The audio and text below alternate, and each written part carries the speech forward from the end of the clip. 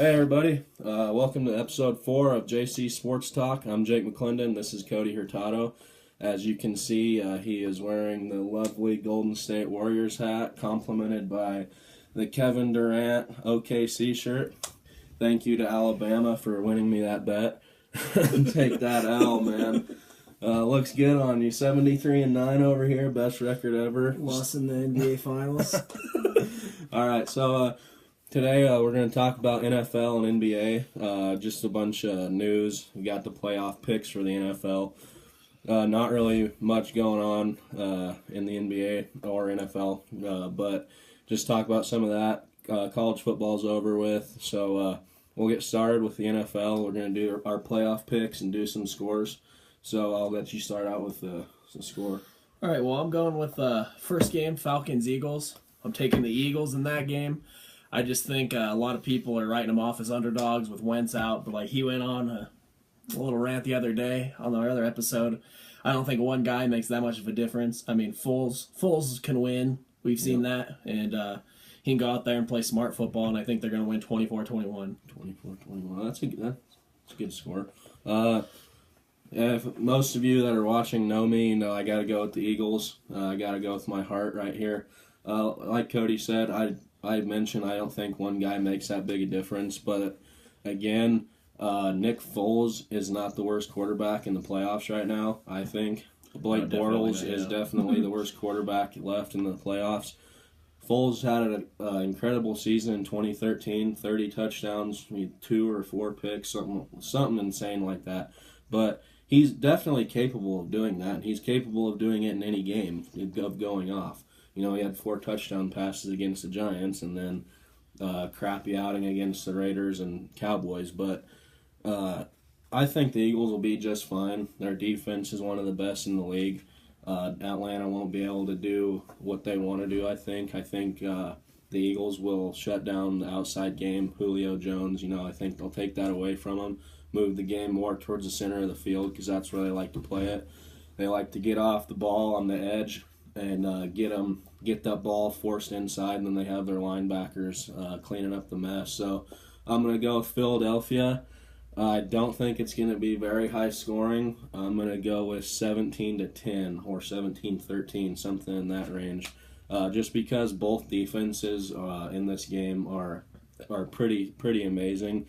Atlanta's defense had 6 sacks from one guy against the Cowboys this year.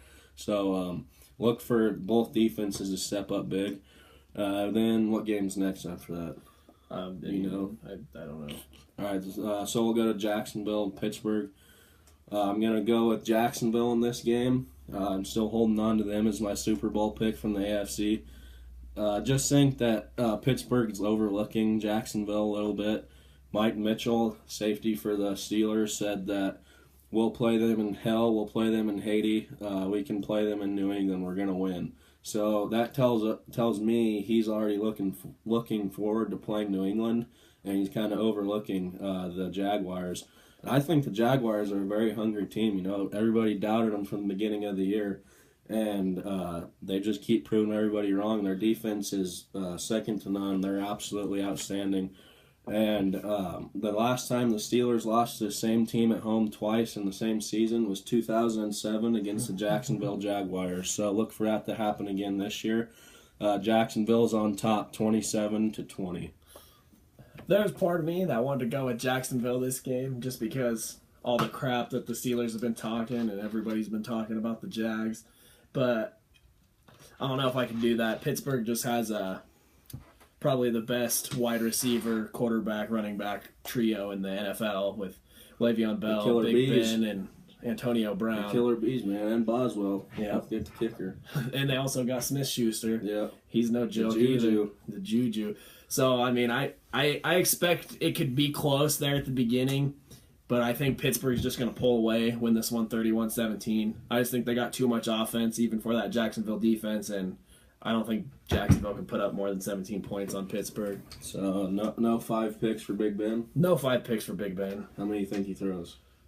1. I'm going to give him 2. I think I don't know. I just think Jacksonville's capable of that. I don't like you said. It's not going to be 5 picks again. Big Ben's just not going to do that. But we'll go to the next NFC game, New Orleans and Minnesota. I'm going to roll with Minnesota in this one. Another great defense with a subpar quarterback, in my opinion. Case Keenum has been showing out. He's been doing a great job for him. But their defense is what makes that team. Harrison Smith is one of the best safeties in the NFL. Xavier Rhodes, one of the best corners. They just have, top to bottom, their defense is just amazing. They have several different Pro Bowl picks, all pros. So that side of the ball is definitely their strong suit. I'm going to give the upper hand to Minnesota, like I said. I'm going to 24-17 over New Orleans. 17. Well, I'm rolling with the Saints on this one. I just think Drew Brees is balling out this year. He's playing exceptionally well, and I think he's probably going to put up 300 yards and multiple touchdowns against that very good Minnesota defense. And I don't think Case Keenum. I don't trust Case Keenum over Drew Brees in this game. I mean, maybe sometimes, but I just think this playoff experience is going to weigh in on this one, and New Orleans is going to take it 2017. 27. Yeah. I think it'll be close. It'll be close. It'll be a good game, I think. So next one is Patriots and Titans. I'm gonna go with the Patriots in this one. Gonna go with the underdog. Just little guys. No, but New England is on track to go to the Super Bowl again. They have a balanced game, offense and defense. Their offense was number 1 in the league, I think. Brady had the most passing yards this year. And doing it at 40 years old, 39, whatever he is, it's just amazing. That the system they have going on there is it's just amazing what they've done over the past 15 years or whatever. But I think I just got to go with New England. I'm going to give it to them probably. I got to go 26-13, 26-10. It won't be close in Foxborough. Give credit to the Titans, though. Last week, grinding it out and getting that tough win over the Chiefs. Yeah. They have a lot of heart. I will give them that. Mariota can be amazing at times, but I think just going into Foxborough will get to him a little too much. New England is the far superior team here, but, it's hard to make 3 Super Bowls in a row, and I just think they're going to fall up here at some point, so I'm going Tennessee over New England, 27-24. Let's go. God. Woo! All right. Picking the upset. Who goes off? The Mariota in passing or Derrick Henry again? It's probably going to be both. Okay.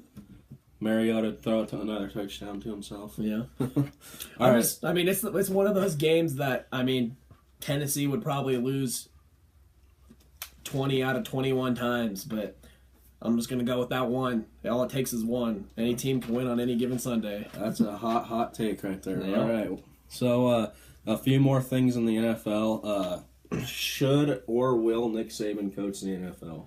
Not this year, but at any point.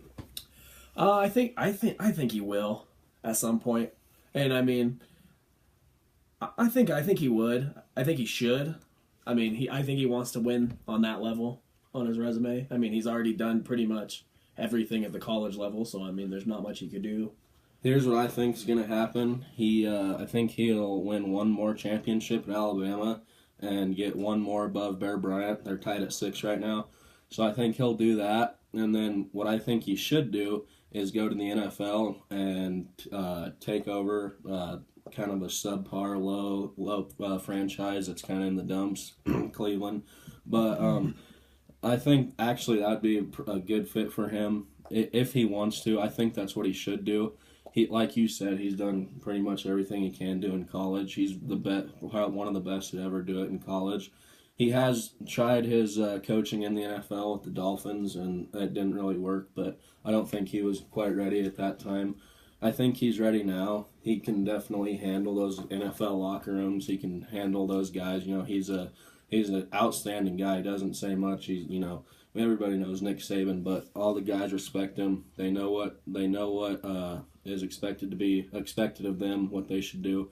So I think he would fit very well in the NFL again. I think he would have a lot of success, maybe not at the beginning, but I think long term he could build up a franchise, and I think it would be a good thing for both sides. But we'll see. Bruce Arians rumored that Saban would like to coach the Giants, but he said that was just a joke.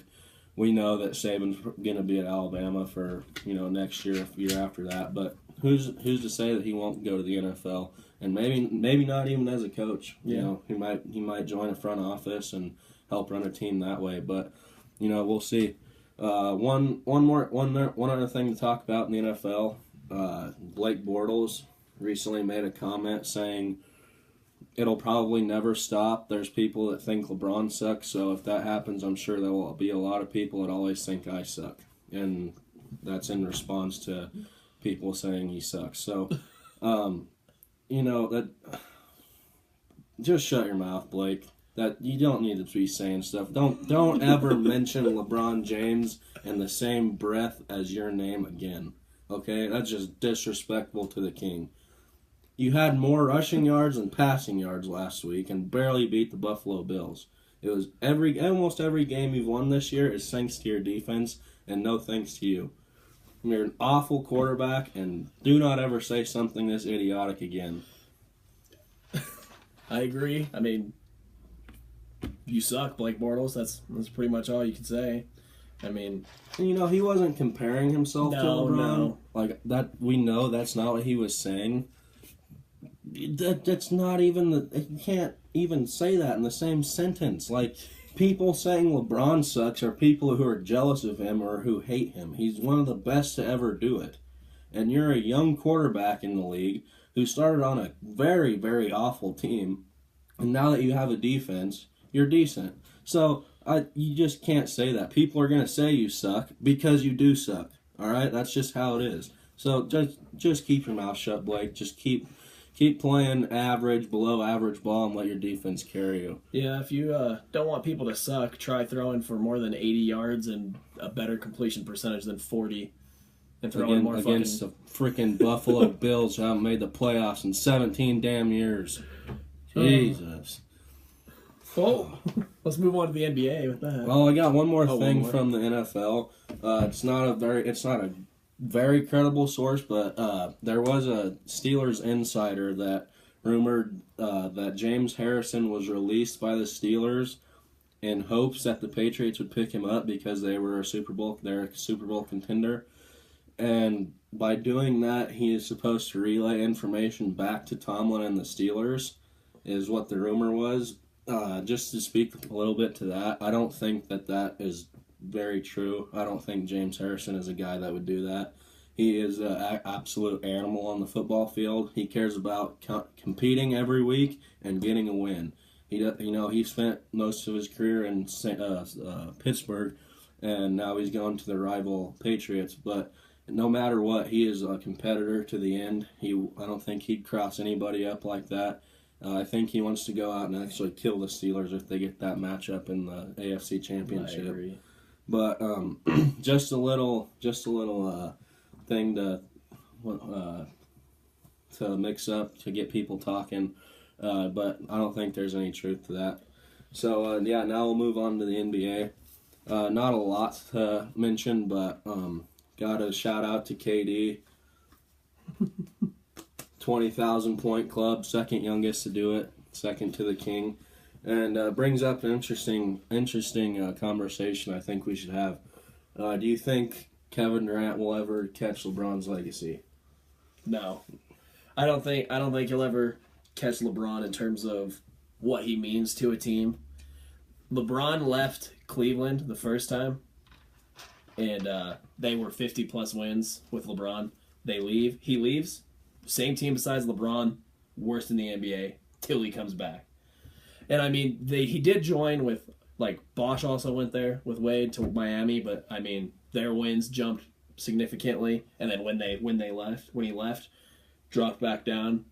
And I mean, KD left a team that was good enough to win a championship, in my opinion. I agree. For the best regular season team in history, and I just think that kind of loses you something when, like, it just loses you some points, I think, in that conversation.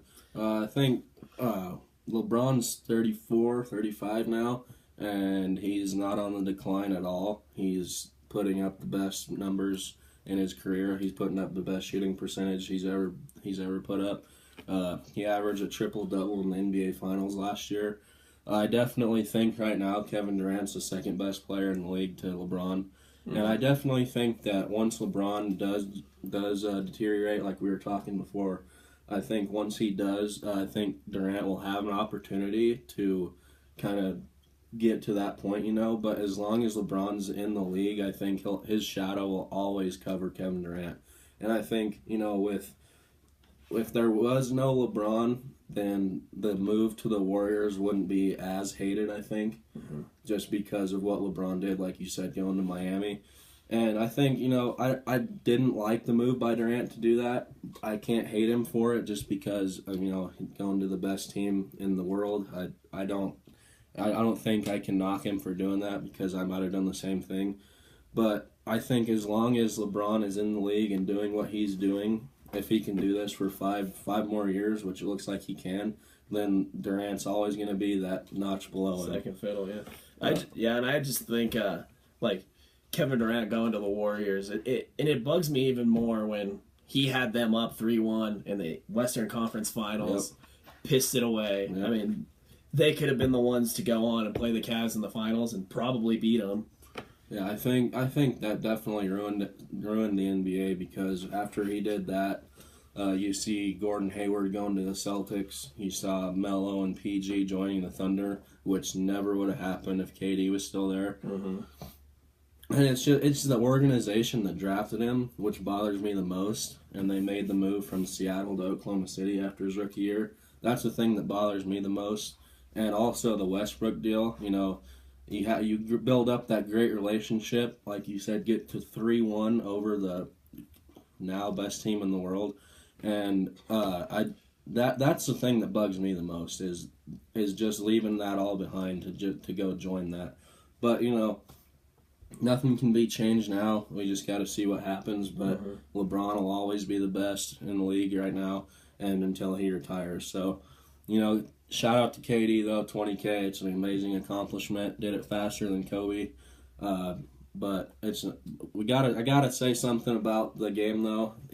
The biggest thing was KD getting his 20,000, but Lou Williams dropped a 50 piece on him and got the win. He's been balling out this year. He's averaging 30 points per game. He's coming off the bench when they're all healthy. And he's just a baller. He gets out there and he gets buckets. That's all he does. When he's hot, he's hot. Yeah, I got mad respect for Lou Will. That's amazing. And only fourth person in Clippers history to drop 50. And at Oracle, that's a big deal for Clippers fans because they never win at Oracle. So shout out to him. One thing that kind of rubbed me the wrong way last night, Chris Paul.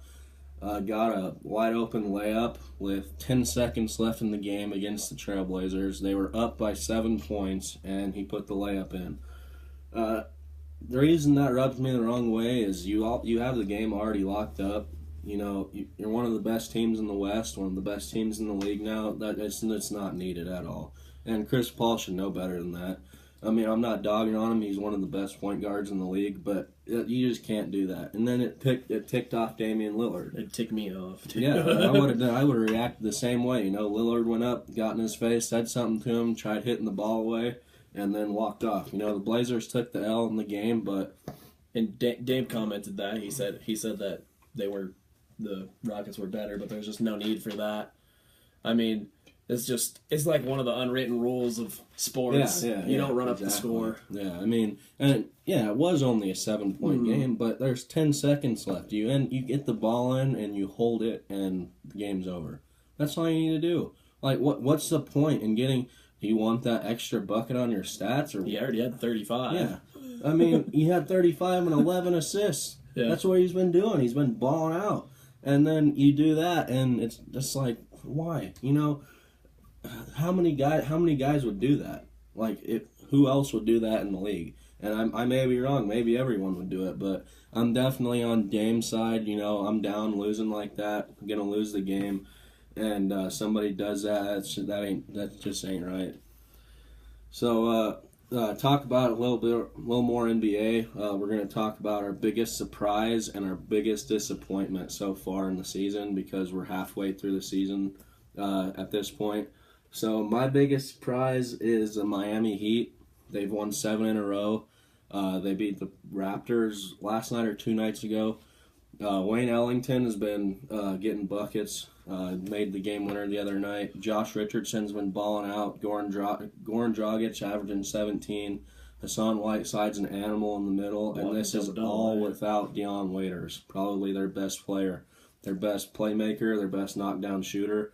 Dion Waiters he's a stud, I think. And when he comes back, I think the Heat will continue to be hot, and they're my biggest surprise so far. With my biggest surprise, I'm going to have to go with the Celtics. I just think after Hayward went down, nobody really expected them to do this well, even with Kyrie. But, I mean, they're balling out, still the first seed in the East. I don't know if that's going to stay like that, but, I mean, as for right now, they're still like 30-something and 9. Yeah, 32 and 10, I think. Yeah, something like that. 30 and 10 something. But the thing I like about the Celtics is the young talent they have on their team. Jason Tatum has the best 3-point shooting percentage in the league as a rookie. From high school to college, he raised his 3-point percentage, and then from college to the NBA, he raised it even more. Dude's been balling out. He's got some clutch buckets for him. And then you got Kyrie. He's in his prime right now, and he will be for a few more years. Yeah. And then you got Jaylen Brown on the outside. Terry Rozier comes in, gives you minutes. Marcus Smart's a great defender. Flops all the time. I don't like the guy at all, but he's a great defender. But yeah, the Celtics after Hayward went down, like you said, I think we all thought the Cavs were just going to run away with the East, get that first spot locked up. But the Celtics have stayed hot. They've been playing team ball, but yeah, definitely a surprise so far. Biggest disappointment for me, gotta go with the Los Angeles Lakers, just because I'm so irked right now as a fan. You get your first 3-game win streak, Jake. Yeah, we're going on, if we win, the first 3-game win streak of the season. Holy shit, let's start planning for the finals right now. Like, that is amazing. But no, I didn't think that they would make the playoffs this year. I thought maybe they get into that 8 seed if they're playing at their absolute best. Yeah, but I definitely didn't expect this. Worst in the West. All this drama going on with their team, looking to move several different people at the trade deadline. Just a lot of stuff going on that's not Lakers-esque to me. A lot of stuff in the front office with Luke Walton on the court. Just that chemistry. I think Luke Walton is too young for that job right now. I think they need an older guy to step in to lead those younger guys because, they like him as a coach, but is he really their coach, or is he their friend? And that's what bothers me, and that's what I think has been causing a lot of their issues. But something has to be done. I am upset about this season so far, and I don't know what's going to happen, but it doesn't look promising right now for this year or next year, unless they land somebody in free agency, which we don't know. But you can't rely on that. You got to win now, in my opinion. You're not promised next year. You're not promised 2 years from now. You're promised right now at this moment. So you got to do something now. Start winning, turn this thing around. But yeah, Lakers. I think they'll be all right. I think Magic Johnson will get that ship turned around before next year. But what about LeVar Ball? Would you bring him in as your coach? Oh, hell no. I love LeVar Ball. We've talked about it a little bit, but I can't imagine seeing LeVar Ball on the sideline with a big baller suit, yelling at everybody except Lonzo. When somebody messes up, get the ball to Lonzo. I just stay in your lane, all that. I definitely think they should. I don't think they should listen to him at all. He's just a parent. Yep. The only Loves his reason kids. that it's blown up like this out of proportion is because he started the Big Baller brand. He has 3 sons, and the biggest reason why he is hated is because he is doing things the unconventional way, which people hate. Yep. If you don't go by the way that everybody else did or has, then people don't like you, and that's why LeVar Ball is not liked, because he took his kid out of UCLA. He took his other kid out of high school, and they're playing professional ball in Lithuania right now. You haven't seen that ever. Nope. LaMelo Ball is the youngest American to play professional basketball at the age of 16. He dropped a double-double, too. Almost. 10 points, 9 assists. LiAngelo dropped 19.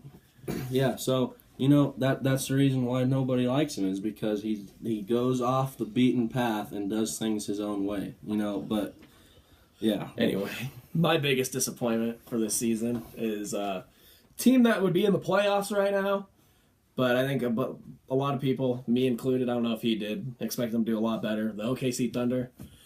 I think they still will be able to get up towards a 3-4 seed maybe by the end of the year. They'll be all right, but I just expected more than barely above 500 ball from them.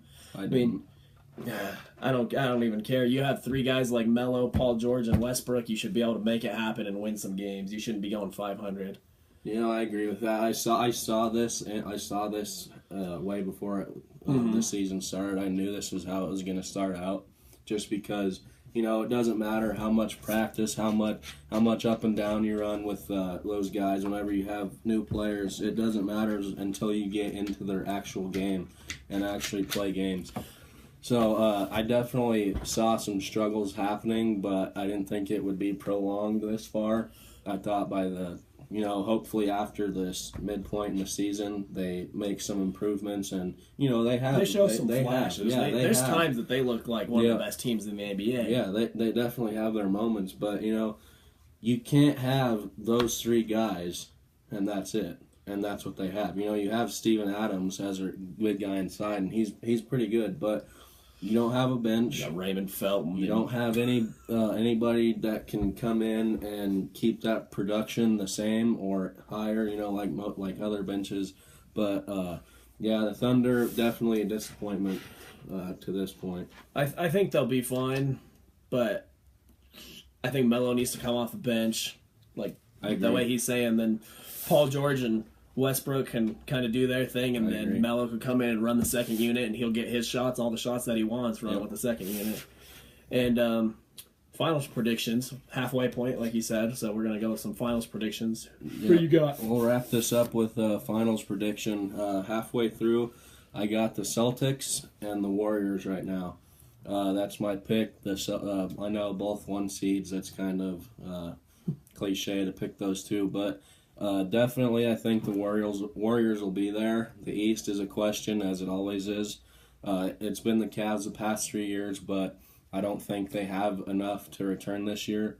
They got absolutely destroyed by Boston last week, week and a half.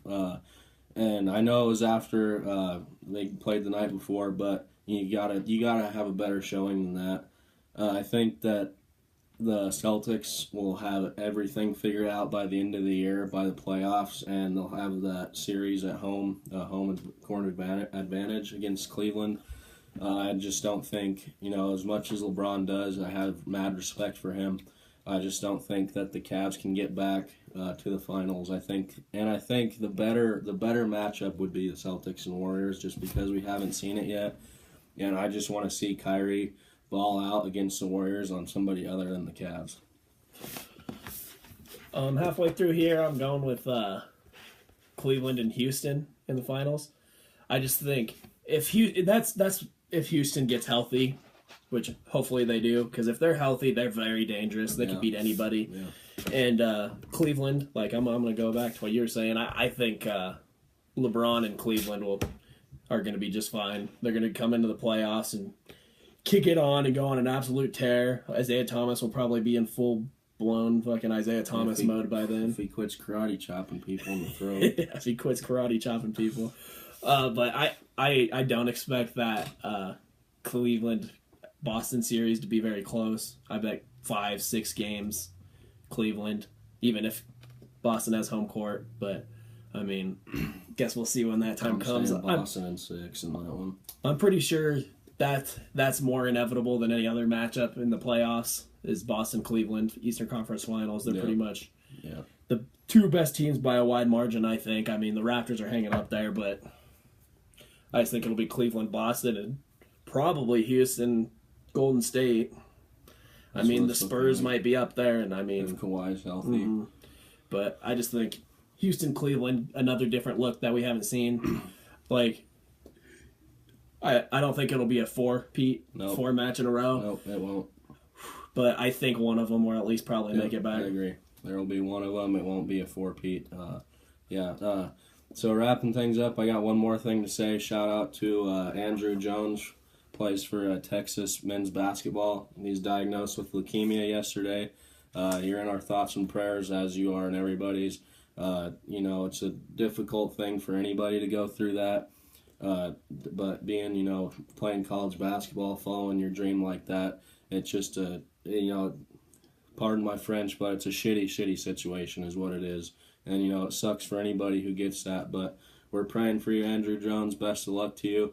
We'll see you guys in the next episode. Thanks.